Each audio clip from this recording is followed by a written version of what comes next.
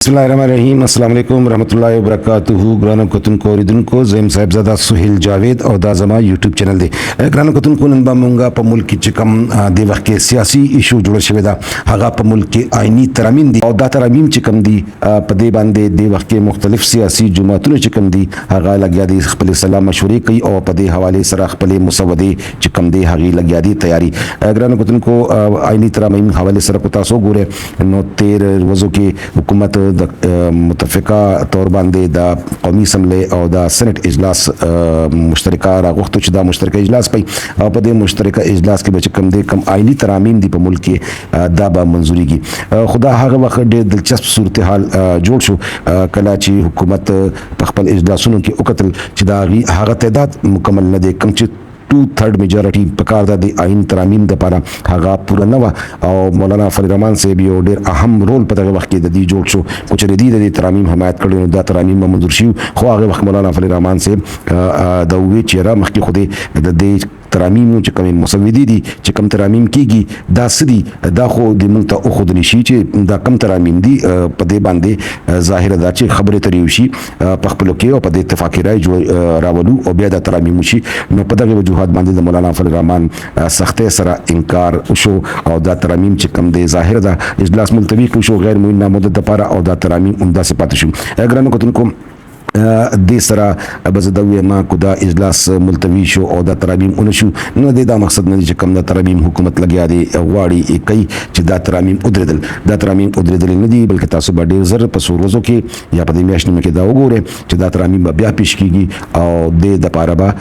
कम होमवर्क च कम दे हगा दे वक्त के मुकम्मल कर शवे दे दा पाकिस्तान मुस्लिम लीग नून सरबराह च साबिक वज़ीर आज़म हम पते शवे दे दजला मोहम्मद नवाज शरीफ हगा दे वक्त के पदे बंद लग्या अधिकार कई दे सरा सरा आसिफ जरदारी से हम बैकडोर बांधिकार कई खो बिलावल भट्टो जरदारी च पाकिस्तान पीपल्स पार्टी दे रखी चेयरमैन दे हगा मखामखते और हगी माविनत कई दे आईनी तरामीम हवाले सरा चदा बसिंगा मंजूरी गु दे वक्त की सूरत हाल दादे चिप कौमी असम्बली के मुस्लिम लीग चिकम नवे पार्टी पोजीशन दे हगा योसल अता कानून खुस अराकीन चिकम दी हगा दोबारा काउंटिंग मानदे दागी दो कसान पाशेवी दी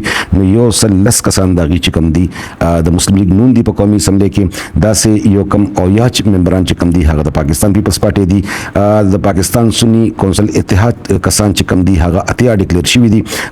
लस या अत अराकीन चिकम दी दा आजाद डिक्लेयर शिवी दी दे वक्त द मुस्लिम लीग नून दा दावदा चे हगा चिकम इत्तेहादी जुमातुन वसरीदी हागी और कम आज़ाद और हम ख्याल अराकीन चिकम दी हागी ची दे मिलो की 224 लका 200 सलीरिश चिकम फिगर दे 2/3 मेजॉरिटी चिकम दा दावा बराबर शी नु कुछ रेदा सी दी दावा के सदाकती नु जाहिर दा च दा तराइंबा डेर पास अंतिया सरा दा असम्बली ना मंजूर शी वले ची मुस्लिम लीग नून और द इत्तेहादी जुमात पाकिस्तान पीपल्स पार्टी कम होम वर्क चिकम दे हगा मुकम्मल कर दे मौलाना फरीद रहमान से हम तेरुआज मुल्तान के द पाकिस्तान पीपल्स पार्टी चेयरमैन चिकम दे बिलावल भट्टो जरदारी सरा मुलाकात कर दे और पदे मुलाकात के हम हगीदा सगंद करे दा